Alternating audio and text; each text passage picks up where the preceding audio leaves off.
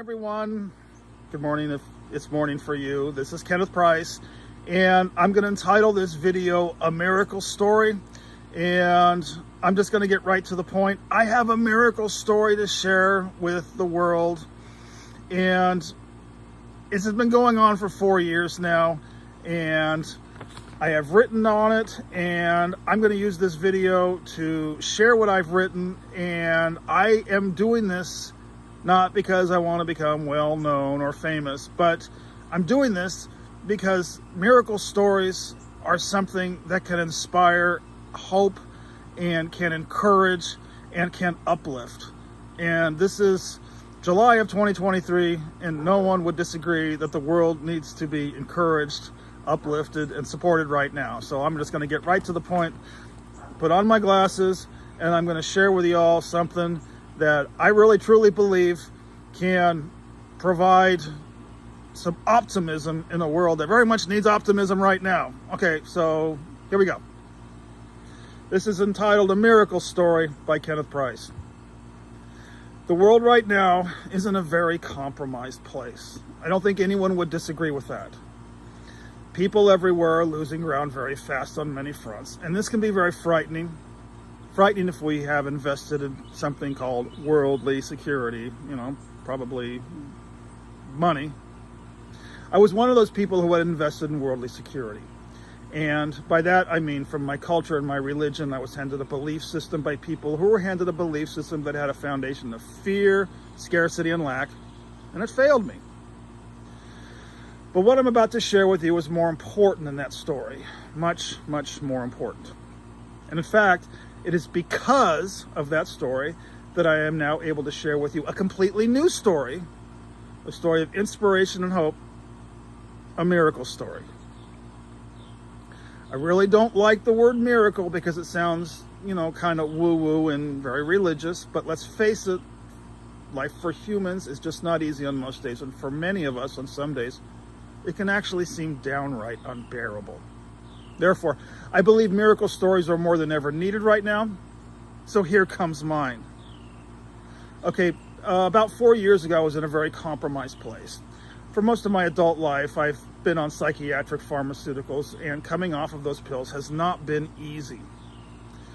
To move myself through the buried trauma that's been coming up to the surface with a vengeance since being off the pills, I've chosen to immerse myself in spiritual communities, which actually a lot of the time have been stirring up more stuff than I believe was being healed. So more on all that later. So anyway, it was around 3 years ago. This was written last year. So it was around 4 years ago that I was taking a walk in the park, basically without much direction and copious amounts of emotional pain.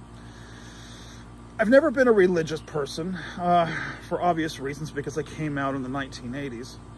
But for some reason, I've always had what I guess would be considered faith. Faith in what I really can't tell you, mostly because I was taught to have faith in things like, blood of the lamb, which excluded men like myself who were not at all ashamed of being a 6 on the Kinsey scale from any modicum of conventional redemption. But still, down deep inside, I've always felt at a gut level that my life did contain a purpose. I just didn't know what that purpose was.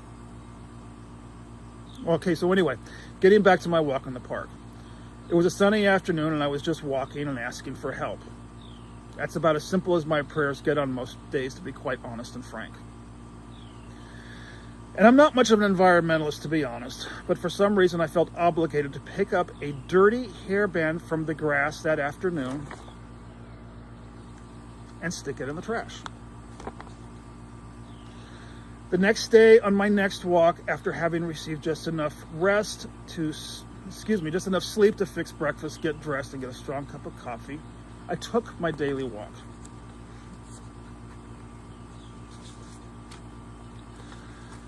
I've been involved in 12-step programs for most of my life, and then in that program, when we reach out and call others when we feel like we need help. But on this morning, nobody was returning any of my calls.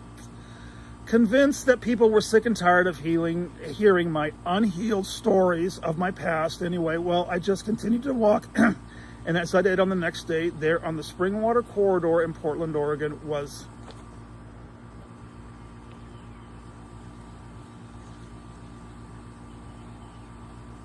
another hairband.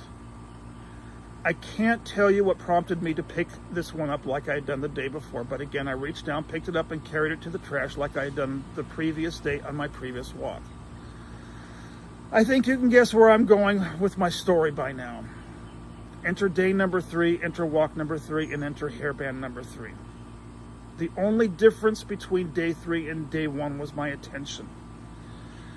Immediately, I forgot about my own pain and picked up not just a piece of trash this time, but instead picked up what I consider to be more than dirty refuse. Was this a sign? Now, I know you know where I'm going with this, so let's leave out the details of the next 3 years of my life and just draw on what is pertinent to the story for my readers who would like a miracle story.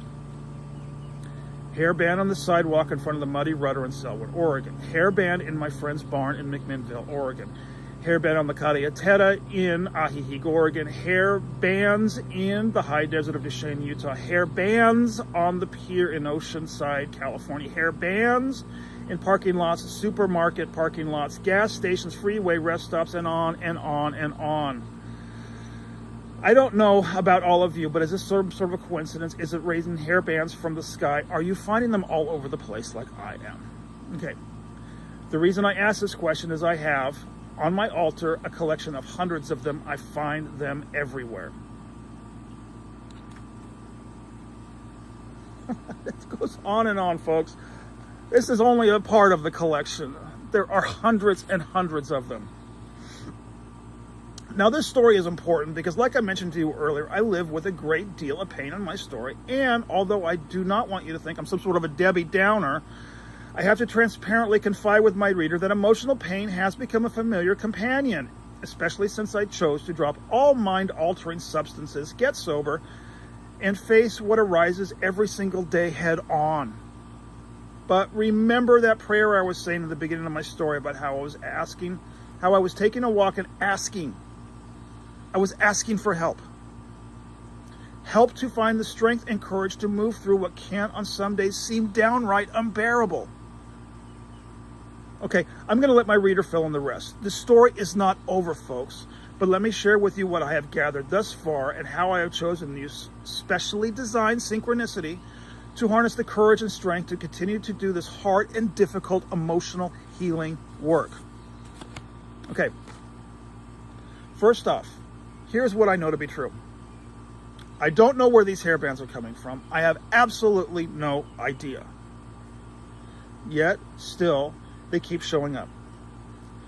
Over and over and over. Everywhere I go, there's another one. But probably what matters more is how they make me feel inside. And the vision in my head which accompanies every new find.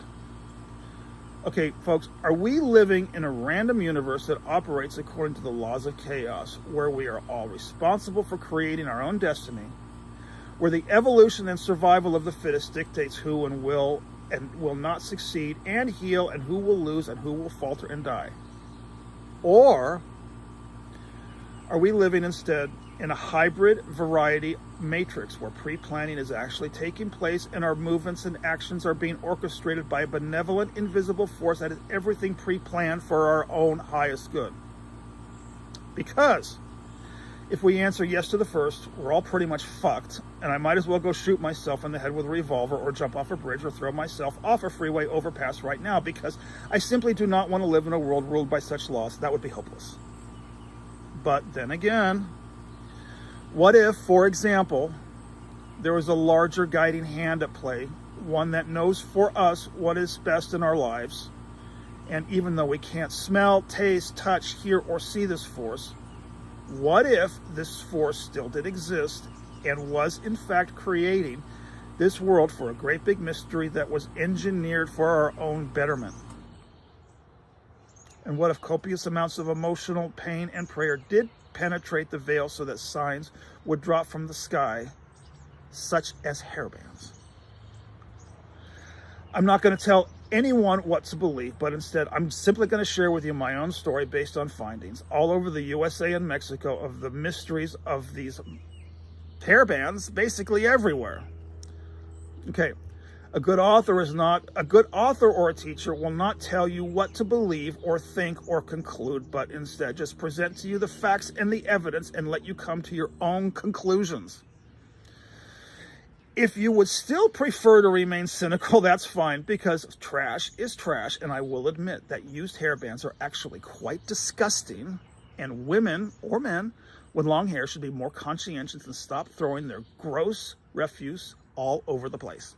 But then again, what if they were being prompted to drop these items in specific locations prior to my arrival, and this was all pre-planned to make it possible for this one man to continue to harness more faith and continue to face these very painful emotional demons that must be processed and alchemized for the sake of simply opening his own heart? Do we have a cheering team? Are we being guided? Are these worthless fabric rubber bands more than just trash?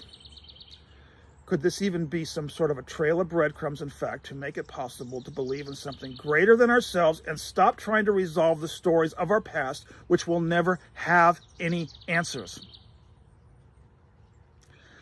That's it, folks. I'm a pretty bright guy. I'm well educated and I'm very well read. And for all of my intelligence, let me tell you one thing. For most of my life, I've actually been quite stupid. Thinking and believing that I know anything has simply not turned out to be true. I know nothing.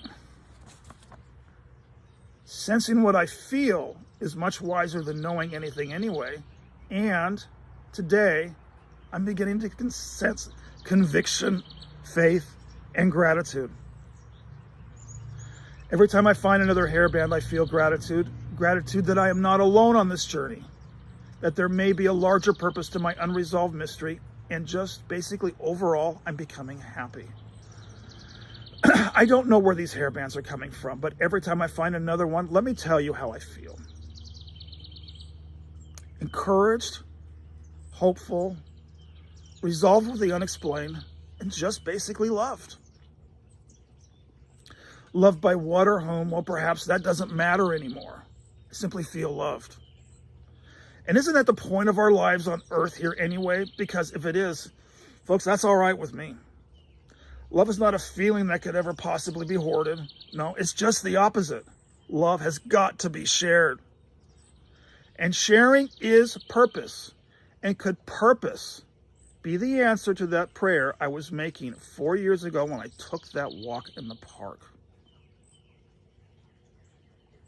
Folks, I thought I was praying for healing, and yet instead, I've discovered purpose.